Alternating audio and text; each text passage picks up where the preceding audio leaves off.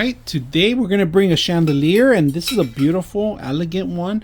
It has 3 light bulbs, and it's a smaller light bulbs that you can see, the smaller diameter. So it comes with a chain, all right, a long chain, so it could hang from it. But additional 2 pieces of chain in here to tie them down, and also the electrical part of it. You are gonna need neutral.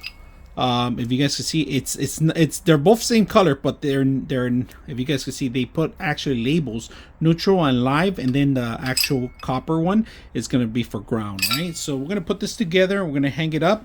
So I finally finished it, put it together. So you are gonna have to run the cable all this obstacle course all the way to the top. This is the top right now. I'm gonna chain it up, and then I'm gonna actually move the chain around the actual cord itself. All right, the chain is not necessary, but it's a very good, elegant look to it. So we're gonna still put the chain on and hang it up. So let's go ahead and do that.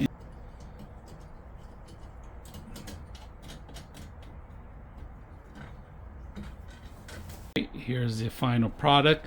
The chain was a little too long, so I had to shorten it out, but it's working very well. Now you are going to need different types of the smaller glass, the bulbs. The large one, putting it together wasn't very difficult. It took me about 15-20 minutes. Setting it up, it took me a long time because the chain's too long.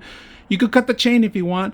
You could shorten the cables. The cable's long, so this is great for it could be for an island, a kitchen, an entrance, tall ceilings that you're going to require for this one, or you could just shorten up the cable like I did. Now I didn't cut the extra excessive chain, but I will do that when I set this up in a proper place. For now, beautiful, elegant, light